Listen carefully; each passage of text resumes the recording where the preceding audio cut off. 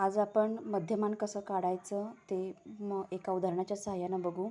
उद्याच्या एक्झामसाठी तुमच्यासाठी खूप महत्त्वाचं आहे. मध्यमान काढण्यासाठी तुम्हाला अशा प्रकारचा एक चार्ट देण्यात येतो. त्याच्यामध्ये वर्गांतरे असतात आणि वारंवारिता असतात. फक्त एक काळजी घ्यायची, वर्गांतरे ही उतरत्या क्रमानेच असली पाहिजे. म्हणजे 110 ते 119 पासून तुम्ही जर खाली बघितलं तर 20 ते 29 असेही उतरत्या क्रमाने आहेत. उतरत्या क्रमाने घेतल्यामुळं आपल्याला पुढचे कॅल्क्युलेशन करायला सोपे पडतात. आता मध्यमान काढण्यासाठी प्रथम आपल्याला काहीतरी ट्रिक फॉलो करायला पाहिजे आणि ती ट्रिक म्हणजे पहिल्यांदा या वारंवारितेकडे पाहायचं आणि या वारंवारितेमध्ये जी वारंवारिता तुम्हाला जास्त वाटते त्या वारंवारितेचा वर्ग सिलेक्ट करून घ्यायचा.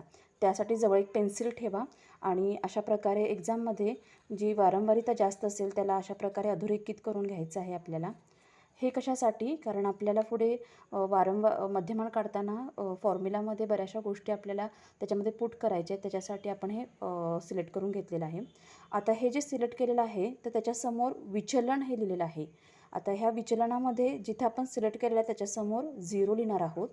आता हे उतरत्या क्रमाने मांडल्यामुळं आपण कायम लक्षात ठेवायचं की या 0पासून ही वरची सगळी विचलने ही धनमध्ये असतील आणि खालची विचलने ही ऋणमध्ये असतील. म्हणजे ही वरची विचलने पॉझिटिव्ह असतील आणि खालची निगेटिव्ह असतील. त्यामुळं आता इथे काय होणार आहे, 0पासून आपण +1 +2 आणि +3 +3पर्यंतच आपल्याला जागा आहे. त्याच्यानंतर खाली -1 -2 -3 -4 -5 आणि -6 इथंपर्यंत आपल्याला विचलनं लिहिता येतात. आता ह्या वारंवारितेची जर बेरीज दिली नसेल म्हणजे n जर दिला नसेल तर तो तुम्ही कॅल्क्युलेट करून लिहिणं अपेक्षित आहे. परीक्षेमध्ये जर दिला असेल तर तो तसाच ठेवायचा. आता याच्यामध्ये आपल्याला काय करायचं आहे, f आणि dचा गुणाकार करून घ्यायचा आहे. सिंपल आपण या दोघांचा फक्त काय करणार आहोत, गुणाकार. हे f आहे वारंवारिता आणि विचलन आहे. बघा या ठिकाणी काय होणार आहे, 8 त्रिक 24, 14 दुणे 28, 15 एके 15, 20 0 तुम्हाला माहिती आहे 0. आता इथे मात्र हे धन आहे हे ऋण आहे त्यामुळं येणारं उत्तर हे आपलं ऋणमध्ये असणार आहे, निगेटिव्हमध्ये असणार आहे. म्हणजे 15 × -1 हे -15 होणार आहे. फारसं डोक्याला ताण न देता सरळ आपण आहे तसा गुणाकार लिहूया आणि नंतर मायनस चिन्ह देऊया. 10 दुणे 20, 6 12 6 त्रिक 18, 4 पंचे 20, 5 त्रिकम 15 आणि 6 चोक 24. या सगळ्या ठिकाणी काय येणार आहे, ऋणचिन्ह येणार आहे. आता मुलांच्याकडून चुका कुठे होतात तर यांची बेरीज करताना, कारण आपल्याला ह्या सगळ्याची काय करायची आहे, बेरीज करायची आहे. मग हे FD आहे. बेरजेसाठी आपल्या गणिती भाषेमध्ये एक चिन्ह आहे ते म्हणजे समेशनचं आणि त्याला आपण FD असं म्हणणार =. आता तो करायचा आहे. हे करताना सुद्धा एक ट्रिक आहे ती म्हणजे आधी ह्या धनधनांची काय करून घ्या, बेरीज करून घ्या. ह्या धनधनांची बेरीज किती येते ती आपल्याला काय करायची आहे, इथं लिहून घ्यायची आहे. आणि ह्या ऋणांची बेरीज किती येते ती सुद्धा आपल्याला काय करायची आहे, लिहून घ्यायची आहे. तर बघा ही बेरीज आपल्याला करून घ्यायची आहे. साधारण ही बेरीज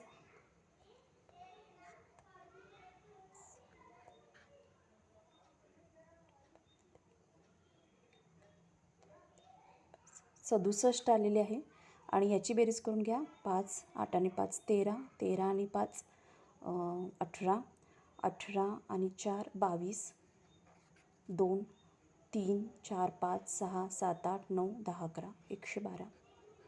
आणि ह्याला चिन्ह येणार आहे वजा, कारण सगळे हे काय आहेत वजा. हे धन आहे आणि हे वजा आहे. त्यामुळे आता आपल्याला काय करायचं आहे तर बेरीज करताना आपण समेशन ऑफ FD करताना असं करणार आहोत, 67 अधिक वजा 112. आता याचं उत्तर आपल्याला म्हणजेच काय करायचं आहे, 112मधून 67 हे वजा करायचे आहेत. ते किती येतात बघा,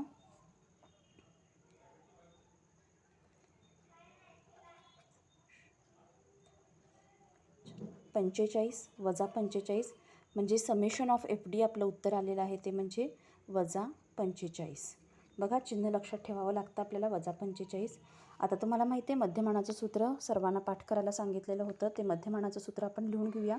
ते म्हणजे काय आहे, मध्यमानासाठी आपण सिम्बॉल M वापरतो. M = त्याच्यामध्ये AM लिहितो. AM म्हणजे अज्युम्ड मीन आहे, तो गृहीत धरलेला मध्यमान आहे ते, अधिक आपल्याला काय करायचं आहे, summation of FD / n × I. आता या सूत्रामध्ये तुम्हाला मी सांगितलेलं आहे AM म्हणजे assumed mean, summation of FD आपण काढलेलं आहे. एन इथं आहे आपल्याकडे. आय म्हणजे वर्गांतर लांबी. वर्गांतर लांबी मोजताना मी तुम्हाला छोटी ट्रिक सांगितली. कुठल्याही 2 ह्या वर्गांची काय करा, वजाबाकी करा. म्हणजे 110 वजा 100 केलं की 10 येतं, किंवा 100 वजा 90 केलं तरी सुद्धा 10 येतं, 90 वजा 80 केलं तरी सुद्धा 10 येतं, किंवा सरळ बोटावर 110 ते 119 मोजलं तरी सुद्धा उत्तर 10 येतं. म्हणजे आय या ठिकाणी आपला किती असणार आहे, 10. आता प्रश्न येतो अज्युम्ड मीन कसा काढायचा. तर हे जे आपण सिलेक्ट केलेलं आहे, तर या वर्गांतराच्या खालची मर्यादा एक घ्यायची आणि या वर्गांतराच्या वरची मर्यादा घ्यायची आणि दोघांच्या बेरजेला 2नी भागायचं, म्हणजे आपल्याला अज्युम्ड मीन येतात. दाखवते मी या ठिकाणी अज्युम्ड मीन कसा काढायचा. AM काढूया आपण. AM इज इक्वल टू 80च्या खालची मर्यादा ही किती येणार आहे, 79.5. मी तुम्हाला सांगितलं वजा 0.5 आपण करतो प्रत्येक ठिकाणी, आणि 89च्या वरची मर्यादा म्हणजे फक्त 0.5 तुम्हाला त्याच्यामध्ये ॲड करायचं आहे. म्हणजे 89 पॉईंट काय झालं, 5 झालं. भागिले आपण काय करणार आहोत, 2 करणार आहोत. यांची बेरीज बघितली 169 येते. 169 भागिले 2 बरोबर आपल्याकडे उत्तर येतं 84.5. ठीक आहे, म्हणजे AM आपल्याला 84.5 मिळाला. सगळ्या गोष्टी आपल्याला मिळालेल्या आहेत. या सूत्रामध्ये आपण घालून घेऊया. 84.5 अधिक समेशन ऑफ FD आपलं वजा 45 आहे. N हा आपला 100 आहे. आणि आय हा मी सांगितल्याप्रमाणे वर्गांतर लांबी ही 10 आहे. आता आपण काय करूया, 84.5 अधिक 45ला 10 गुणलं म्हणजे किती आलेलं आहे, वजा 450 भागिले 100. या शून्याला ही शून्य कॅन्सल होतं आहे. 45 भागिले 10 म्हणजे 4.5. 84.5 पण इथं वजाचं चिन्ह आहे, त्यामुळे वजा चिन्ह लिहायला विसरायचं नाही. वजा 4.5, 84मधून 4.5 गेले 84.5मधून, तर उत्तर येतं 80.